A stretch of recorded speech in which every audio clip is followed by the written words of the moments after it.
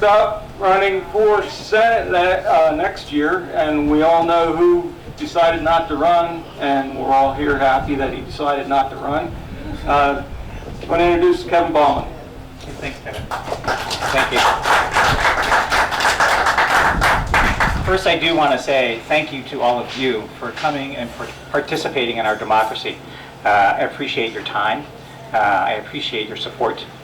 That's the most important thing of all. And I appreciate my husband, who I fail to thank too often, for being here with me, supporting me. The last 26 years have been great. And I thank our puppy dog in that van, the ambulance over there, who's just a little bit crazy. But anyway, who am I? My name's Dr. Kevin Baumlin. I'm running for U.S. Senate in Pennsylvania. Why, you may ask? Good question. I'm a doctor, I'm a leader, and I'm an innovator. This pandemic really changed me.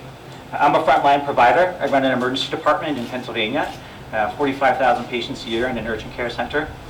We care for people. That's what I've dedicated 30 years of my life to, is caring for people. I work on the front lines with my team through this pandemic. It's been an extraordinary, life-changing experience. I think of I'm an emergency physician, so we have a tendency to tell stories about our patients. So here I go, patient number one, Mr. O. I knew Mr. O for only 4 hours. He was a Hispanic gentleman. He's 81 years old.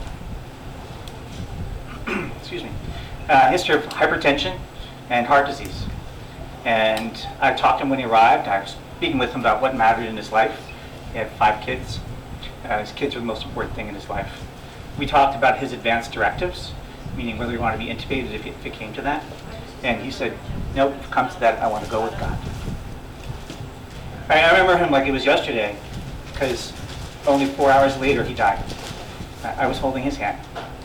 And my nurse was on the other side, and one of his 5 daughters was at the head of the bed, touched his face, and said goodbye to her mom.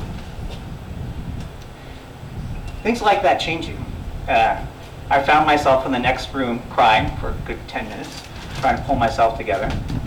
And situations like that, and why we are here where we are in this particular pandemic, we had 620,000 lives lost, 28,000 in this state alone.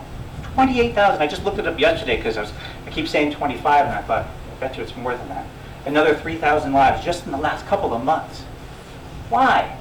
Why do we have a healthcare system that doesn't take care of older adults in particular? That's my area of expertise. Why don't we have home care for people who are in need? That's part of your Medicare benefit. I see a nod in the room. At least 4 to 5 hours is part of your benefits, so that when you need a little help, you can have a little help at home.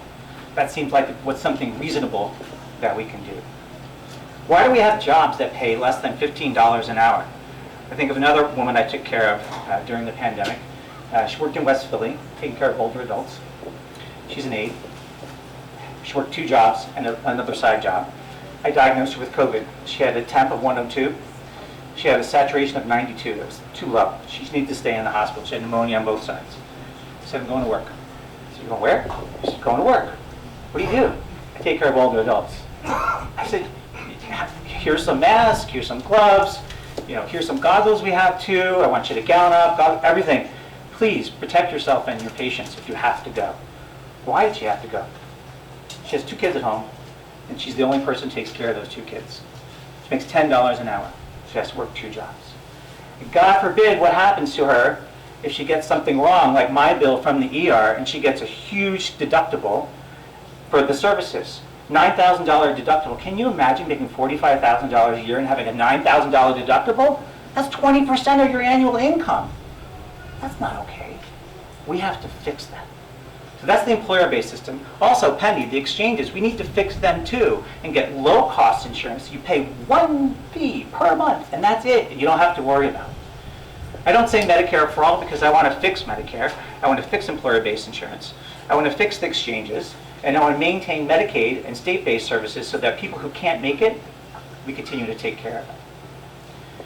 Lastly, some of the problems we see in the ER, homelessness, the opioid crisis, food insecurity. Those are some things I talk about and some of the things I work on. The opioid crisis reminds me of a story of a gentleman, 23 years old. strapping kid, out on the street, Mark Street in Philadelphia. Luckily, a police officer came by and he had nasal Narcan. I have some in the bus if anyone's interested, actually. He squirted in his nose and he started breathing again. Just a couple. They did CPR. They brought him into me. Continued CPR. I intubated him. He was 82 degrees. 82. After quite a bit of time, we got him back. I got him up to the ICU. And you know what? He's on Suboxone. That's the treatment for people who have opioid addiction. And he has a job. And he has a place to live. And you know what? That kid, he's not a criminal. He's a kid who had an addiction. And we needed to treat that addiction and help him. That's what we need to do. Treat people with addictions, not incarcerate them. It doesn't help. The war on drugs does not help. It has not helped. So let's stop doing it if it doesn't work. Not another $2 trillion, not another dime. Stop incarceration. Let's get treatment. So I'm Kevin Baumlin, and I'm running for U.S. Senate.